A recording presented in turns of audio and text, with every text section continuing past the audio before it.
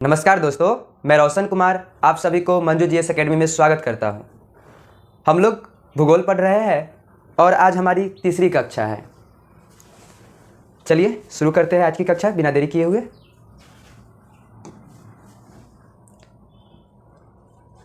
संसाधन के बारे में थोड़ा सा देखते हैं।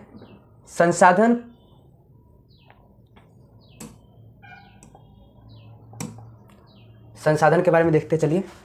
संसाधन प्रकृति की देन है, मनुष्य के जीवन यापन के लिए अति आवश्यक है। जीवन की गुणवत्ता बनाए रखने के लिए भी महत्वपूर्ण है। मानव ने इनका अंधाधुंध उपयोग किया है। मानव ने संसाधनों का अंधाधुंध उपयोग किया है, बिना सोचे समझे उपयोग किए जा रहे हैं। संसाधन नियोजन के बारे में हम लोग जानते हैं। संसाधनों के विवेकपूर्ण इस्तेमाल के लिए जरूरी है। जो संसाधन नियोजन है, संसाधनों के विवेकपूर्ण इस्तेमाल के लिए जरूरी है। भारत में यहाँ संसाधनों की उपलब्धता में बहुत अधिक विविधता है।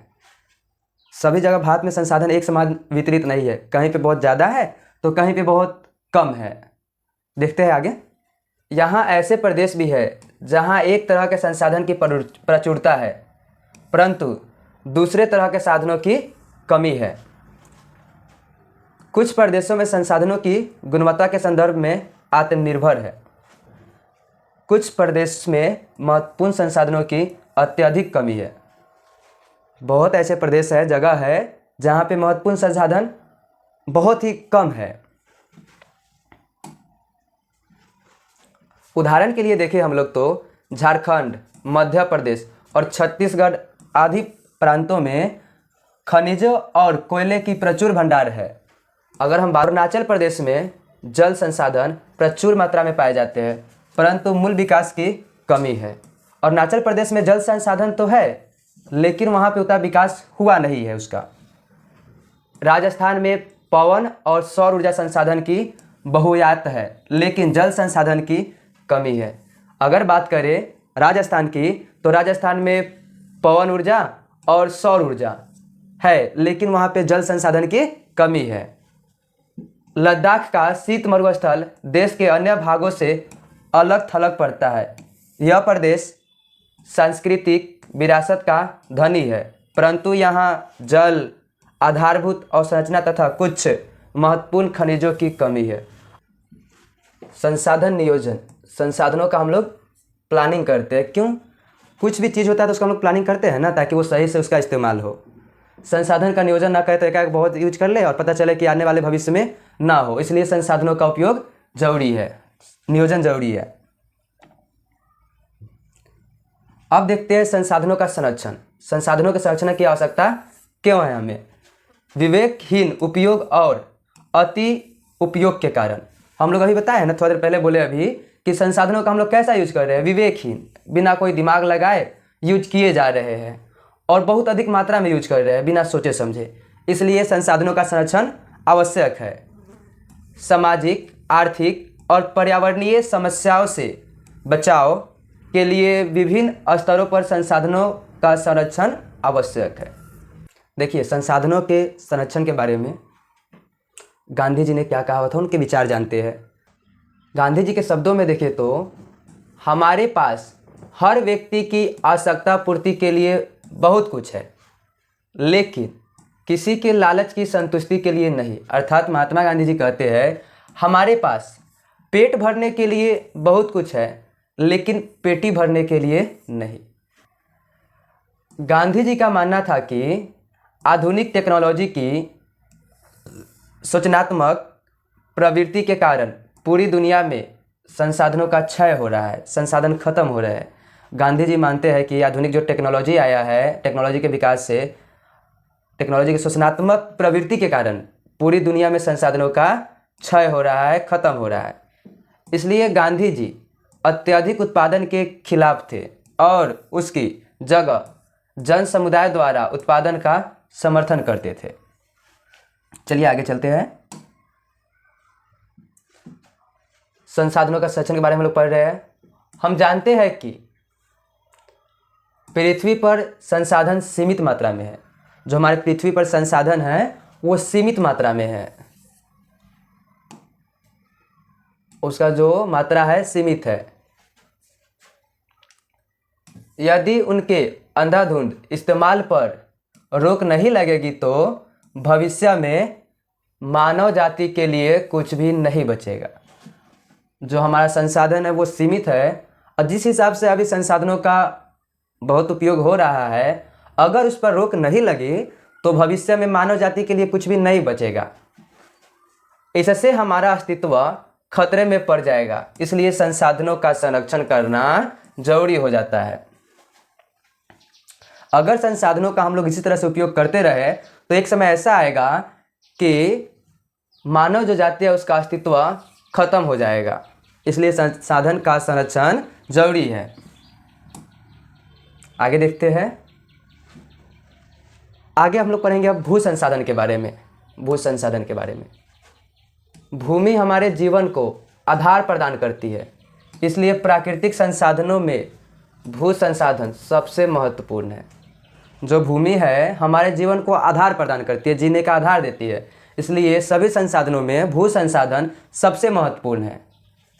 देखते हैं। प्राकृतिक वनस्पति, वन्य जीव, मानव जीवन, आर्थिक क्रियाएं, परिवहन तथा संचार व्यवस्थाएं भूमि पर ही आधारित है। भूमि एक सीमित संसाधन है, इसलिए भू संसाधन के इस्तेमाल के लिए सही योजना की आवश्यकता है। देखिए, भूमि भी हमारा संसाधन है, और भूमि जो संसाधन है ना, सीमित संसाधन है। ऐसा तो नहीं है कि आज इतना ज़मीन था कल ज़्यादा बढ़ गया। भारत में कई तरह की भूमि है, जैसे कि पहाड़, पठार, मैदान और द्वीप।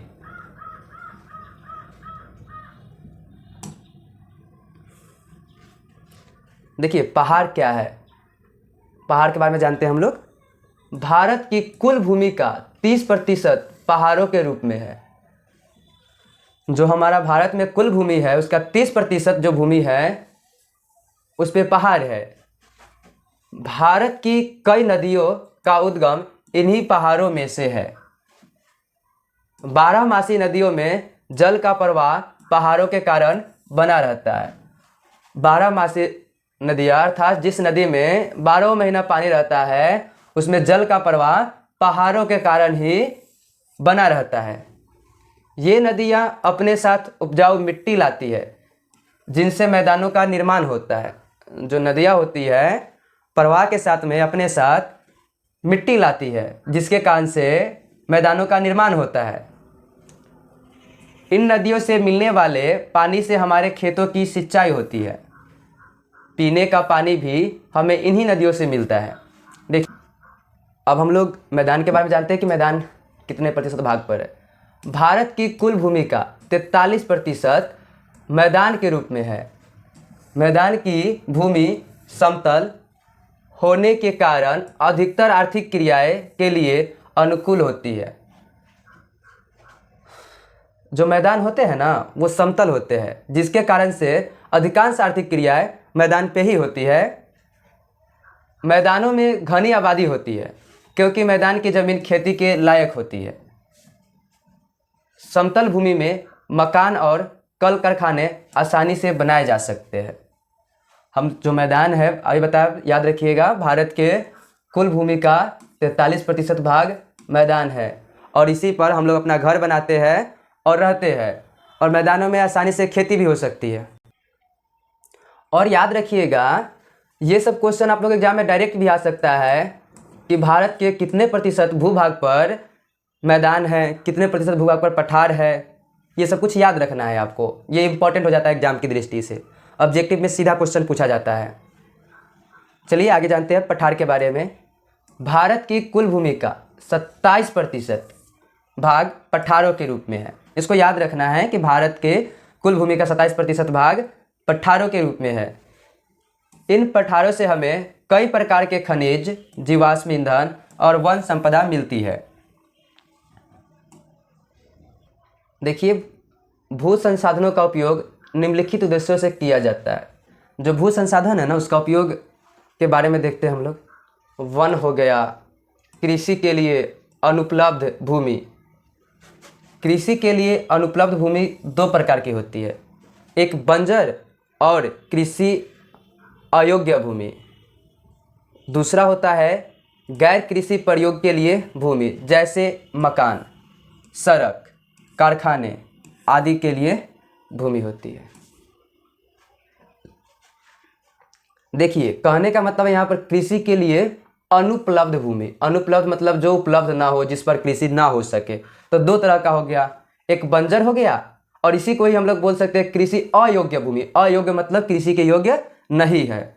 दूसरा हो गया गैर कृषि प्रयोग के लिए भूमि, वैसा भूमि जो गैर कृषि के लिए प्रयोग है। जैसे बात करें जहाँ पे मकान बनाया हुआ है तो वहाँ पे कृषि थोड़ी ना हो रहा है, उसमें हम लोग रहते हैं, तो ये गैर कृषि वाला भूमि हो गया। सड़क बना हुआ है, कहीं कहीं कारखाने लगे हुए हैं, ये सब जो भूमि हो गई गैर कृषि प्रयोग के लिए हो गया। आगे देखते हैं, प्रति के अतिरिक्त अन्य कृषि अयोग्य भूमि कौन कौन से है। प्रति भूमि है ना, उसके अलावा भी बहुत सारा ऐसा भूमि है जो कृषि अयोग्य है, जिस पर कृषि नहीं होता है। जैसे अस्थायी चारागाह है तथा अन्य गोचर भूमि। जो चारागाह भूमि है, जहाँ पे मवेशी को चराया जाता है, उस पर खेती नहीं होता है। और बात करें गोचर भूमि तो इस पर भी खेती नहीं होता है। विविध वृक्ष फसलों तथा उपवनों के अधीन भूमि जो शुद्ध बोए गए क्षेत्र में शामिल नहीं है। आगे देखते हैं, कृषि योग्य बंजर भूमि जहां 5 से अधिक वर्षों से खेती नहीं हुई हो। आगे है प्रतिभूमि, वर्तमान प्रति जहां 1 वर्ष या उससे कम समय से खेती नहीं हुई हो। देखिए, प्रतिभूमि एक बोलते हैं वर्तमान प्रति। तो वर्तमान प्रति उस भूमि को बोलते हैं जहां 1 वर्ष या उससे कम समय से खेती नहीं किया गया, उसको बोलते हैं वर्तमान प्रति, मतलब कि नया नया प्रति वर्तमान प्रति हो गया।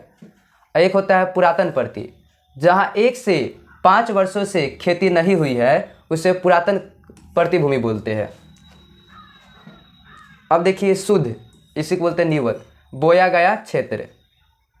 1 वर्ष में 1 बार से अधिक बोए गए खेत को यदि शुद्ध बोए गए क्षेत्र में जोड़ दिया जाए तो उसे सकल बोया गया क्षेत्र कहते हैं। भारत में भू उपयोग का प्रारूप पढ़ रहे हैं हम लोग। भू उपयोग का प्रारूप भौतिक और मानवीय कारकों पर निर्भर करता है। भौतिक कारक में क्या क्या आ जाता है, जलवायु हो गया, भू आकृति हो गया, मृदा के प्रकार आदि। मानवीय कारक क्या क्या हो गया, जनसंख्या, टेक्नोलॉजी, कौशल, जनसंख्या घनत्व, परंपरा, संस्कृति आदि। देखिए, भारत में कुल भौगोलिक क्षेत्रफल 32.8 लाख वर्ग किलोमीटर है। इसके 93% भाग के आंकड़े ही हमारे पास उपलब्ध है। असम को छोड़कर पूर्वोत्तर राज्यों के आंकड़े नहीं लिए गए हैं। अगर बात करें भारत के कुल भौगोलिक क्षेत्रफल तो 32.8 लाख वर्ग किलोमीटर है। आज की कक्षा यहीं तक रखते हैं हम लोग। जय हिंद।